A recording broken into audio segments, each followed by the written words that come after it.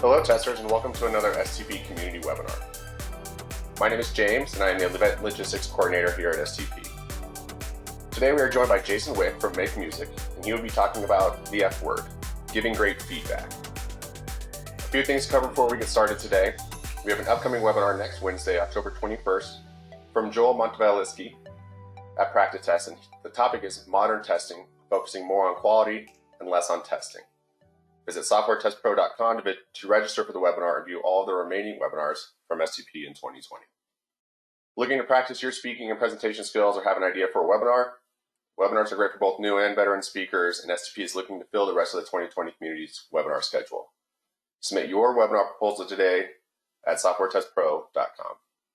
And if you're on social media talking about this webinar, be sure to tag us at softwaretestpro and use the hashtag STPwebinar. Also give Jason a follow while you're at it, at Jason Allen Wick. All right, so let's go ahead and get started with Jason today, and I'll do a quick introduction for everyone here. Jason Wick is a senior manager of product development with over a decade of experience in engineering, quality assurance, and automation in a variety of industries. He got started in QA working on video games at LucasArts in the Bay Area and used that initial experience to build a career in software. His passion lies in managing and guiding others to reach higher levels in their professional performance, both as individuals and as teams. Jason lives in Colorado with his wife, 2 children, and Bobby the guinea pig. And without any further ado, let's go ahead and give Jason control. And the floor is all yours, Jason. Thanks, James. Okay, I think we're coming through now. Sounds good. Yep. Great, excellent. Yeah, in addition to Bobby the guinea pig, we recently rescued a dog as well. So now Fancy the dog and Bobby the guinea pig. But anyhow, good afternoon to those of you on the East Coast and beyond. And good morning to those of you in the Central Time Zone and West. I myself am here in Loveland, Colorado, not far from James, where I am at my COVID home office / music studio / first grade study room / Lego workstation. And I hope you all have a comfortable place to work throughout all these crazy times in 2020. But thank you so much for joining today and for sharing your most precious resource with us today, which of course is your time. And I'm really happy to be here to talk about the F word, which in our context today is feedback. And before I get going here, I'm going to share a very brief story that actually just happened to me this morning. So a little unplanned moment here. But it reminded me of the importance of clear communication in feedback. So I was jogging this morning with my new dog, Fancy, as I said. And the busiest street on our route is about a 45-mile-an-hour crossing. As the light turned and the walk signal appeared, we started making our way across the street. And for the first time ever, I've lost the handle on the leash of my dog. And she started running through the intersection. So I composed myself for a minute and, gave the standard commands of come and sit and all of that, and finally got things back together. Now, thankfully, with the situation with my dog, it is a pretty simple process. A couple of words, hopefully she's trained, right, and she can come over. With humans, it's a little more complex to engage in some type of exchange like that or get to the bottom of effective feedback. And that's why we're here today. So again, my name is Jason Wick. I work for a company called MakeMusic, and we build music software. But that's not that important to you. You are here to understand what you can take out of this session, or maybe you're wondering, when is it over? Because I want to go to lunch. But regardless, I'm here because what excites me, as James said in the beginning, is guiding people and individuals to the next level of their performance. And even better than that is when I can work with an entire team and guide that team to a new level. And why have I chosen this topic today? Well, when I give a talk, I don't like to necessarily choose something that I'm an expert in. So that might be good or bad for you all, I'm not sure. But what I did is several months ago, identified something I wanted to improve at, and that was giving feedback. And then hopefully that was going to align with what other people were interested in. And that's why I chose this topic today, and that's kind of what inspired me to start looking at feedback more closely. So for today, we're going to have 3 sections, which are going to be pretty straightforward. The first is level setting and kind of having a common language and understanding around the idea of giving feedback. The second will be talking in the context of ourselves as software professionals and building software. And then third, which is the best part, so stick around for that, and the most important part, I think, for everyone, is looking at tactics that you can take away with you that you can give a try. How are you going to improve your skill? How am I going to continue to improve my skill in giving feedback when we go back to our companies and how we can apply it? So let's get started with level setting and defining. So here's my personal definition that I've come up with through this process for feedback. And feedback is information about someone's output, which is used to self-regulate. And the simplest way that I can get into this line of thinking is by starting to think about the relationship between a thermostat and a furnace. We use a thermostat to set something to a desired temperature in our environment. And that thermostat continues to read the environment. And when it needs to take action, it fires on the furnace. In other words, when there's a gap between the desired and the actual, it takes corrective action. And it continues to do that over and over again to regulate the environment. Now, it's not a perfect one-to-one relationship, of course, between a furnace and a thermostat and two humans engaging in the feedback process, but it helps get my mind set in the right place. So in other words, as I said in the beginning of this slide, feedback is information about performance that we can use for self-improvement. Now here's a really brief history lesson. As far as I can tell, the word feedback has been around for about a century, which was used in reference to audio, of course. But I think it was first used in reference to human behavior in 1955 in the Journal of Experimental Psychology in a particular study that they were doing about feedback. And I took about 5 things away from this particular study. The first, and again, this is 1955, so several of these things can sound quite obvious to us, but the first takeaway from this was that feedback can help someone pursue a goal. Secondly, it can help someone see where they are in their process and can help keep them on track. Third, by correcting past errors through feedback, it can help avoid future errors. Fourth, early feedback in the journey can help increase the rate of improvement. And then fifth, the more specific the feedback is, the higher the potential that it provides. Now let's talk about a couple of the different types of feedback. Now I had to include this image because it just made me chuckle a little bit, awesome and less awesome. But there are lots of models around the different types of feedback. And I've decided to kind of distill this into 4 different types for our purposes. Again, trying to keep things relatively simple.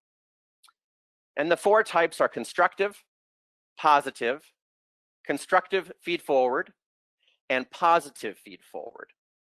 And constructive feedback is when you look on the past and you point out corrections. Positive is when you look on the past and you affirm good behavior. In other words, you did something and I'm going to tell you that you did it well. Constructive feed forward is a little nuanced here, where we're looking at something that's upcoming and talk about what you should be avoiding. There's a distinction here between constructive and constructive feed forward in that one refers to what you've already done and one refers to what you're about to do. And that same relationship exists between positive feedback and positive feed forward. If you're going to do a task and I say you should do X, Y, and Z, we think that that'll be good for you. But regardless of the type, as was mentioned in this 1955 Journal of Experimental Psychology study, the more specific that feedback is, the better. And I want to put a quick highlight on this slide in the area of positive feedback. We're going to highlight some interesting stuff about positive feedback at the end of this session in the tactics part. So that'll be about 30 minutes in, so stay tuned for that. There's some really interesting studies and discussions around positive feedback itself. So feedback and learning. what's the relationship between feedback and learning? Now, when I start to look into a topic, I prefer to throw all the assumptions out the window. I think we all walk around saying, well, of course, feedback is necessary to learn and to improve in a skill. We say it's a good thing, even though it's difficult. But I just thought, let's just start from the beginning. What do studies show about is it good for learning? Now, of course, the studies do say that yes, feedback is good for learning. However, the delivery of feedback is generally the barrier to its effectiveness. And I think that's where this conversation gets really interesting. For all of us in particular, we're working in the software realm, right? We are working with some of the smartest people around. They're self-motivated. They are intrinsically motivated. If we want to be good at feedback, provide effective feedback, the key is we have to find a way to help others become better. That's the key to that skill. That's why we are providing feedback in the first place. It's not about just checking a box and saying, I'm doing this every week, I'm doing this every month, whatever that is. It's about being effective. I think that's one of the key words for today. Now, several sources do suggest, as I said, that feedback is good for learning. Going back to this 1955 article for the third and final time, I promise. Again, it talked about feedback increases the rate of improvement and potential. So that's good. In May of 2018, there is a study in the Quarterly Journal of Experimental Psychology, studied children and adults, and was looking at what types of feedback help people learn better. Positive feedback, negative feedback, etc. And this study showed that for adults, performance does benefit, especially with positive feedback, and especially in lengthy tasks. Now, for us as software professionals, almost all of our tasks that we engage in are quite lengthy. Building software takes weeks, months, or years in many cases. So positive feedback has been shown to really help for adults. Here's another interesting article from 2019 called The Biggest Hurdles Recent Graduates Face Entering the Workforce. And this suggests that very few disciplines in college consistently provide qualitative feedback. Maybe some exceptions are theater, music, creative writing. But when students transition from their university setting into the professional setting, they're starting to lose that consistent quantitative feedback that they've gotten from grades. And they're not accustomed to receiving qualitative feedback. So they're wondering, how do they improve? Do they need to improve? Lastly, related to that, there is an Emory alumni blog, Emory University in Atlanta.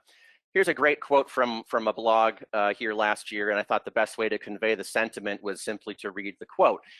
The quote is, I thought about my ultimate objectives: complete my job duties, foster collaboration, maintain open communication with colleagues, and have that communication be pleasant whenever possible. Notably, only one of those depended on the skills that were graded in school. So once again, when people are transitioning from university into the workplace, they're not necessarily accustomed to getting qualitative feedback, and they aren't necessarily getting the consistent quantitative feedback that they've gotten used to. The new skills that they'll need to develop are more in the soft department, and we're going to need effective feedback to help people develop those. Okay, James, we've got the poll here that we can help everybody get into. Give you about 15 or 20 seconds to answer this question. How comfortable are you when providing feedback? And you've got 5 options here. If you want to go ahead and participate, I'd really appreciate that.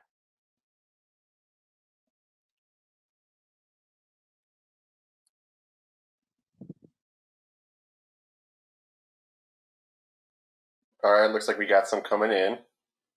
Thank you. Looks like 11% at very comfortable, 26% at comfortable, 47% are neutral, 16% are uncomfortable, and 0% are very, very uncomfortable. That is good. Thank you for the results, James.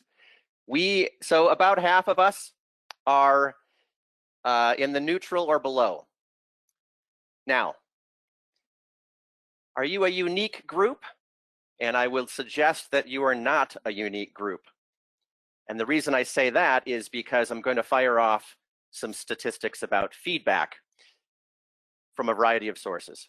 37% of people don't give positive reinforcement.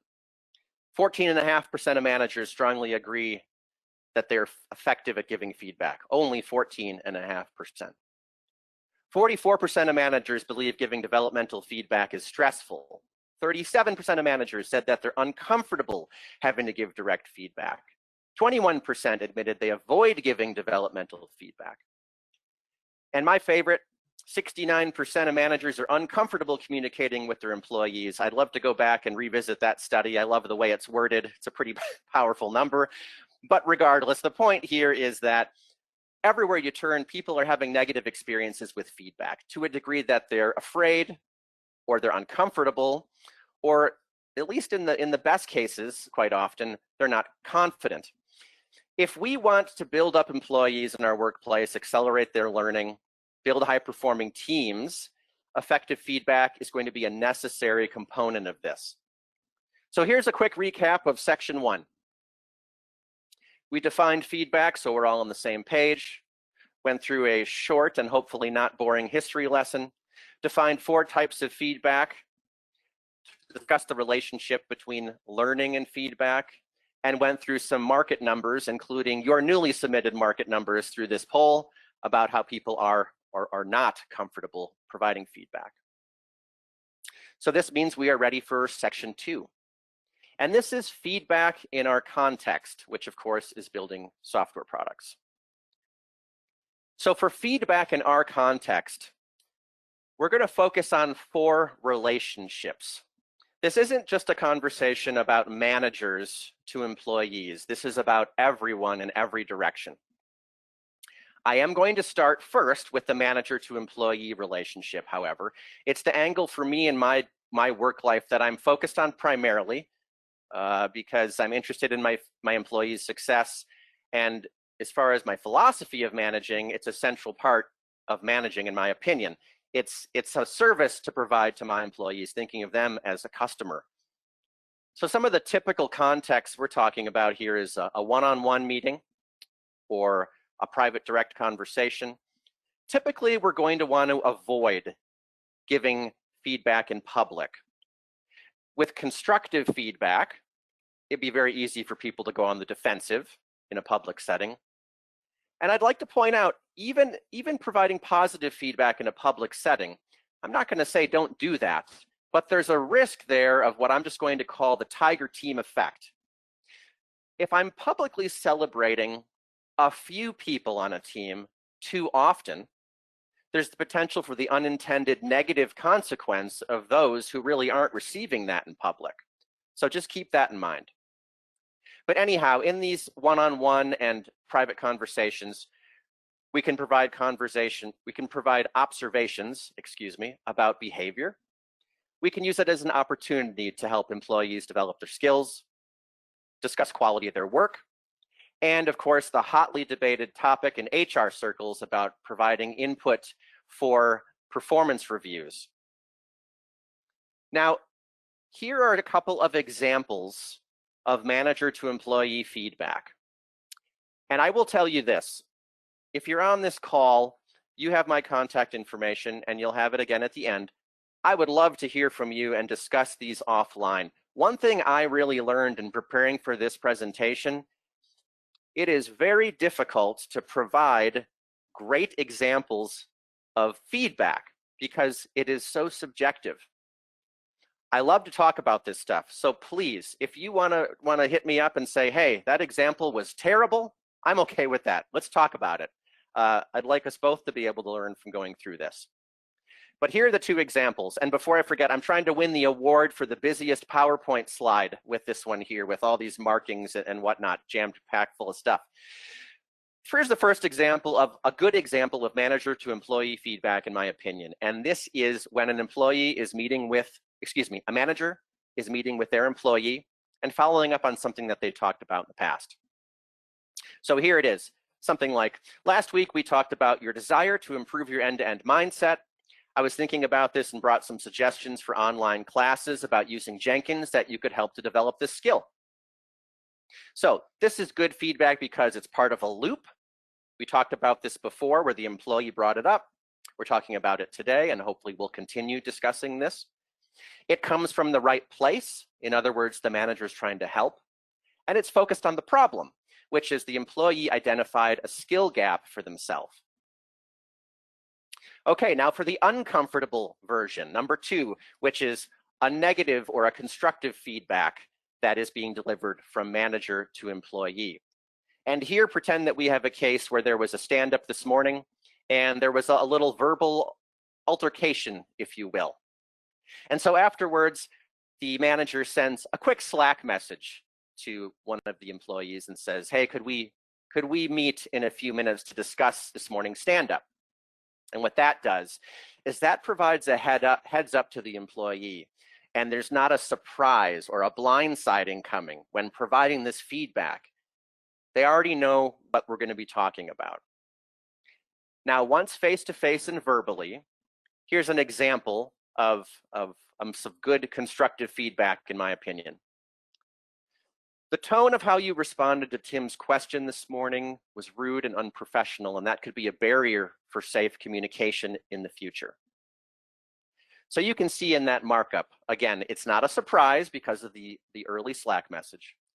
It is specific. It's talking about a very particular thing that's occurred today, the tone. It's focused on the problem and the impact, which is it could really be detrimental for dealing with others on the team in the future. The second relationship I'm going to discuss is the reverse, an employee providing their manager feedback. And in my experience, I would say this is probably the most underrated. I find that employees are a little more tentative to provide their managers feedback or provide feedback upwards in the hierarchy, if you want to think about it that way. Generally, the context is going to be similar, one-on-one conversations, private conversations. But I'd also like to expand this a little bit to the team setting. I think there's value for an employee to sometimes be vocal with feedback to their manager when they're in that group setting and get things out in the open. Now, let's make sure we're all on the same page here. Again, this is about being effective. It's not about providing shock value or making your manager look bad, but there are times when it could be very effective to provide that feedback, the right type of feedback, out in the open with your team. Now, what kinds of things can the employee provide to the manager? They can help their manager with leadership skills by providing feedback. They could help culturally align their team by providing important opinions about what they see. They can provide really interesting insights about the dynamics on their team, ground level observations about what's going on. And once again, this isn't at all about talking behind people's backs or making people that you work with look bad. It's about having this idea of delivering effective feedback where you want to help things get better. And so here's where we get to 2 examples again. These are much shorter, but here's one. An employee telling their boss, it would help me have better one-on-ones if we had a shared Google Doc to populate in advance of our meeting. Pretty simple, right? But it's feedback talking about the impact of such a change to their manager, and it's very specific. 2, here's an employee telling their manager, I think if we implemented some metrics around code coverage, it could help us all take unit testing more seriously. So here it sounds like we have a team where the manager or the group has said, hey, we're going to write more unit tests. We want more code coverage. And so perhaps this employee is seeing that that's not moving, that's not going very well. We're not writing more unit tests. So a suggestion to the manager, hey, why don't we implement some code coverage so that we can see the fruits of our labor, if you will. And maybe that'll help us take this goal more seriously. It's focused on the problem, which is the team isn't writing the unit tests they'd like to be, and it's coming from the right place, which is they want to help their team improve, and they're going to the manager with that. Okay, here's the third relationship for peer-to-peer. And I've got two peer-to-peer relationships, which are the last two. The first one is peers who share the same job. And that's generally going to be around workflow and team process. We do have different types of Agile teams, right? It depends on your organizations. Some are all developers, some are truly cross-functional. But here where we have a peer-to-peer relationship with the same job, working around team workflow and process, we might see this in code reviews, team retrospectives, cultural discussions around how we're going to approach our work together, and sharing knowledge to a peer where you think it could help them. Maybe you go off to a conference and learned about several technologies, and you come back and know that one of your peers is really interested in learning about that technology, and so you bring them information that could help them develop that skill. So here's an example, and this context will look very familiar to many of you. It's a pull request, and I'll just give you a few seconds to read through this. The code itself is less important. I'm focused on the comment.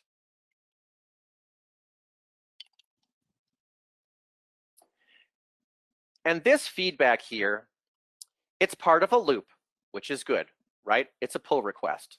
So someone has written some code, they've submitted that review on their branch, and we're going to go around and around until this is ready to merge. The comment here on the code that was written provides the impact. Hey, with the change you've made, there could be a memory leak here. It's also specific, referring to the functions, of course. And I like that this feedback is it's very short example, but it's very specific. It's very helpful. It offers suggestions as you read through it. It makes a request of a peer without being condescending. It's a very small example of peer-to-peer feedback, but it's a very good example of feedback. And the fourth and final relationship I'm going to discuss today is peer-to-peer of a different job. So I'm talking more about these cross-functional relationships in that cross-functional Agile team. So here, mentorship might come into play, helping someone learn about another job that they're interested in, sharing principles about your particular job function or aspects of your work within the team, and sharing high-level best practices. If I'm a tester on a cross-functional Agile team, and this week, one of the developers is going to help test a story's acceptance criteria, I might provide some feedback to them about some of the best practices that they should explore to more effectively test this story as they're trying to help out the team. Now, here's an example of a written conversation. Hopefully you can kind of take this in and read it while I'm talking. We have a product owner and a developer here having a written conversation. And I want you to take note that in this example of the Slack conversation and the previous example of the pull request, these are examples in writing. Most of the time, we're going to prefer to deliver feedback verbally, but surprise, right? We are all working remotely, or almost all of us, I'm sure, are working remotely for the last 7 months or so. So I thought it was important to provide some written examples of feedback because writing tone is very difficult, as we all know. It can be very hard to capture tone in writing.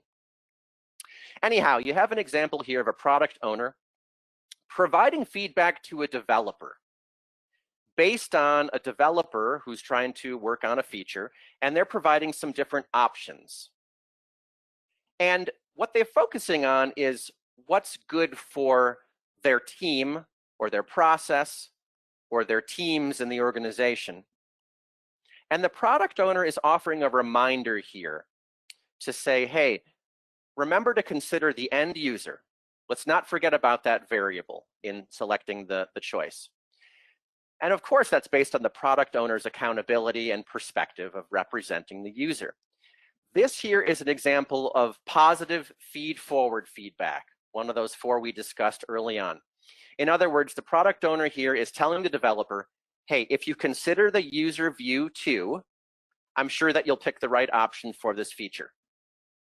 So here's an example of peer-to-peer feedback in 2 different job roles. Okay, quick recap of our second section. We discussed 4 different relationships and their contexts. Each has a little bit different dynamic. Each has different value, brings different value. But one thing that's really interesting, and this is what we start to roll out towards the end of the session here, no matter the dynamic or the value, the principles of providing that feedback are the same. And that's where we get into section 3 and the final section of our session today. So we start with these principles for feedback. How do I provide effective feedback? And as we said early on, it's not about quantity. It's about delivering feedback that is effective, that's based on someone's outputs or behavior, and helps them self-regulate and improve that behavior. So when we think about these 4 relationships we just looked at and some of those examples, it's always about helping someone get better. So if I'm going to provide effective feedback, here's a list of principles that I should follow. And I'm sure this list could be as long as any of us would like, but here are some that really resonate with me. Feedback should not be a surprise. And we saw that example earlier on in the constructive feedback to the employee who had a bad verbal interaction with a team member during stand-up. It should come from the right place. In other words, I should be talking to you because I want to help you improve. I want to help you get better. It should focus on the problem, not the person. This might sound like semantics, but I want to focus on what's happening and what you're doing as opposed to labeling you as this thing. Focus on the problem, not the person. Should focus on facts. It should be fact-based. It should be specific. As we've heard several times, the more specific, the better. It should share the impact of the behavior. And ideally, it should be part of a loop in which we're continually improving around the topic of the feedback. So here are the 4 tactics that I brought today. And this is where we'll get to go a little more deeply, and hopefully one of these resonates with you. So remember early on in the presentation, I took a second to highlight positive feedback and said, stay tuned, about 30 minutes in, we'll have some interesting things to discuss here. Well, this is that moment. Tactic number 1 is delivering positive feedback. And I'm going to talk about that a little bit here by first injecting some data. There was a Forbes leadership article in December of 2018 that was called The Mind Games of Feedback. What your manager is struggling to say and what do you want to hear? Now, I don't think that the title of this article will win any awards for elegance. However, I think that the subject of the writing was really, really interesting. It discussed a study that got the perspective of both managers and employees and asked those groups which feedback is most effective to you. When the managers were asked, they said providing both positive and negative feedback would be the most effective. Providing only negative would be next. Providing only positive would be third most effective, and providing no feedback whatsoever would be the least effective. They asked employees the same question. What's your perception? What type of feedback is the most effective? And employees said, number 1, just getting positive feedback. Second would be getting positive and negative feedback. The third most effective would be receiving no feedback whatsoever, and the least effective would be receiving only negative feedback. Now, when I first saw this a year and a half ago, I think it really turned a lot of things on their head for me. I think that managers, well, I mean, as a manager myself, I would say that I would have answered the question the same as the managers largely did here. And I think oftentimes managers see negative feedback as the building block of feedback. In other words, if we're going to provide something on the spot, I'm probably going to call out some quick corrective action. But this study suggests employees see positive feedback as almost the entire equation. Last year, I was giving a talk called 8 Ways to Ruin Your One-on-Ones. And one section of that talk was about feedback. And the conversations that ensued from that section in particular last year of giving that talk is what first inspired the idea even to start this particular talk we're having today. A year ago, I thought very differently about this study than I do now. A year ago, I was just thinking, okay, well, I guess maybe managers, the personality type of managers tends to be more critical and they focus on the negative, and maybe most other people are more glass half full. But I have to say now that I've spent a lot more time studying feedback and really thinking about feedback, I don't know if that's it at all. I think my new opinion on this is the barriers to providing effective feedback are such that employees are probably just tired of receiving bad constructive feedback or bad negative feedback. They're saying, in my opinion, listen, you're going to blow it anyway, so don't even bother. Just tell me good stuff, because every time you give me negative feedback, it's a disaster. And that's kind of how I interpret this, since the barriers to providing effective feedback, particularly negative, are so significant. Now, to the tactic itself, I do not want to simplify any of this. It's complex with two humans having an interaction, particularly around feedback. But I believe that most of us find providing positive feedback easier. And this study, for whatever reason, shows that employees think positive feedback is effective. So, tactic 1. If you'd like to take an action item with you and you're struggling with giving feedback, I would say commit yourself to providing consistent, timely, specific, positive feedback to help you build confidence in giving that feedback. Okay, tactic number 2, which is to remember why. Maniacally remember why you're giving that feedback. And here's a quote from, interestingly enough, a Forbes leadership article in the exact same month as the previous. This says, when giving feedback, always remember the why. Feedback is important because it strengthens teams and helps individuals learn, grow, and achieve their potential. So what's the tactic here? When we're preparing to give feedback, stay maniacally focused on why you're giving that feedback and continually revisit why you're giving that feedback.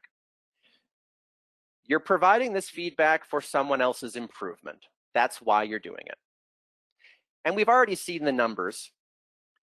People are not exactly excited about providing feedback. But remember that most of the things that we dread or don't like, they're rarely as bad as you think. If we can get over that first hump and focus on why, we can use use why as the point around which all the comments in our conversation and that initial feedback are centered. So what I'd like you to do is think for a second and imagine that you've had a project at work and it has gone very poorly. You know that you screwed up, and your manager knows that you've screwed up. The first thing you might be thinking is, I'm worried about getting in trouble or being reprimanded, or perhaps, depending on the type of project or the situation, maybe your job is at risk. These are what you're thinking inside as the person who had the project. But let's pretend that I'm the manager, and I'm going to come to you into this sensitive situation, but I have to address this. We have to talk about it. I have to provide you some constructive feedback. So here's the angle I'm going to take from the beginning, being focused on why I'm providing you this feedback. So, hey, I'm here to work with you, as your manager, of course, to primarily and above all, support you and help you get better at your job. But we do have to talk about this project. We have to talk about what happened on this project. And we both know that X, Y, and Z happened, and it didn't go terribly well.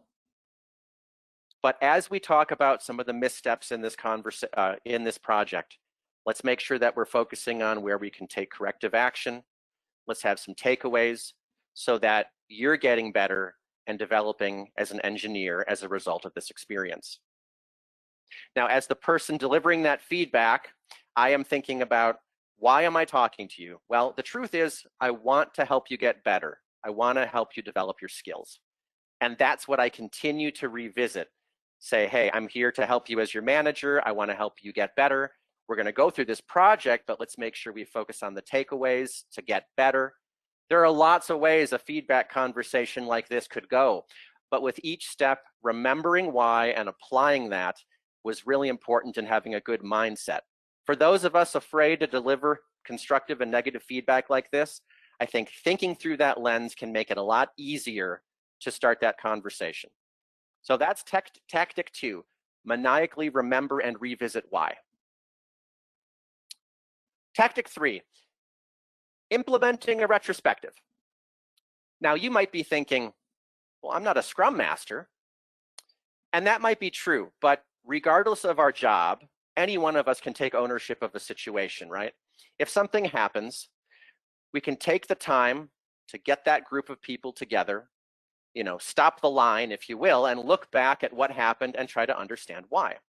And one nice thing about starting a retrospective with whatever group of people is you can start speaking openly and honestly about what actually is happening, rather than pushing down the realities of the situation or letting things fester. If you have a big group you're going to try this with, you also could implement some kind of mechanism for anonymity, which could make it easier for people to start getting involved in providing feedback to each other. But honestly, you are in the best place if you have some type of psychological safety already, where you have an environment where it's okay to screw up and we want to continually improve. We can go into a retrospective with that mindset. Specifically for the managers out there, if you really don't know what to do, you could always try to hold a retrospective on yourself. I do this roughly every 6 months with my team and solicit feedback from your team, show the vulnerability to set the example, and help others have a chance to provide you feedback. This method here, this tactic, can help build the feedback muscles. And here is the 4th tactic and final tactic for today before we wrap everything up. Now, this isn't a radical idea, but it's a little bit different than some of the others, and that is to practice with a feedback buddy. Now, I said I work for MakeMusic, which is a company that builds music software, but our parent company is called Peaksware. And the purpose of this company is to help people become better at doing what they love through deliberate practice. And deliberate practice is expert instruction where you have a coach, feedback loops, and that instructor is helping push you beyond your capabilities to improve. So if you want to get better at feedback, yes, sure, you could go get an executive coach, or you could look around you and find a feedback buddy.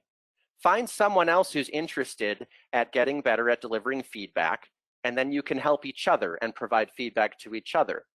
You can build this tiny community of practice together, and maybe eventually a center of excellence within your organization, and build this culture of providing feedback.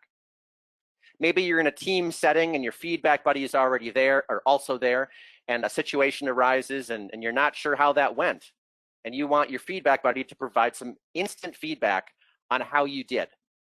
It will be an invaluable tool for you to develop and deliberately improve at the feedback giving skill. It's kind of like having a training partner to work on a marathon, for those of you who think running 26 miles is fun. It's pushing us out of our comfort zone, pushing each other with a buddy. So I hope that one of these 4 tactics appeals to you based on your role or your mindset, and that one of these resonates with you. But above all, I hope at least one thing in this talk at any point in time is something that resonated with you that you can take back and use to improve or try on your own back in your organizations. That is it for today. As I said, all this stuff inspires me. I love talking about it. Please track me down and contact me. I'd love to discuss anything here. We're going to have the Q&A right afterwards, so there's a chance there as well. At the bottom are the housekeeping for my references. And above all, thank you so much for sharing your most precious resource today, which is your time. And it's been my pleasure to talk to you all about the F word. So thank you very much. Awesome. Thanks, Jason. That was a great presentation. Thank you.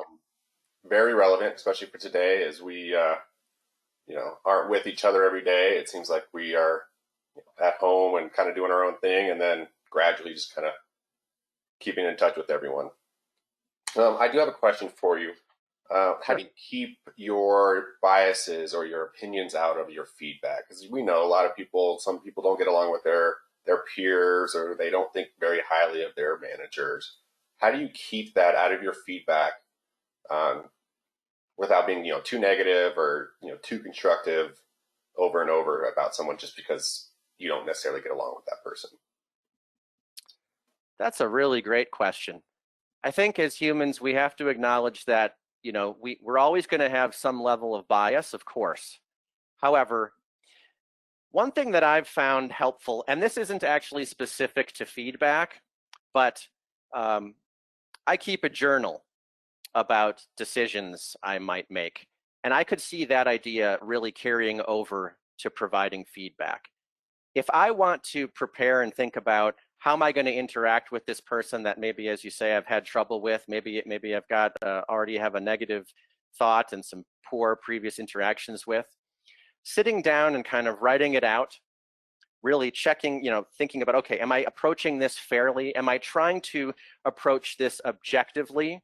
I think that can give a head start and help you avoid some of the pitfalls that you might just automatically fall into due to bias. And I think this kind of falls into one of those principles of feedback, which is it should be fact-based as much as possible, and not you're a bad person, or you're bad at doing this, or essentially holding a grudge on the previous behaviors and focusing on the specific situation that's at hand.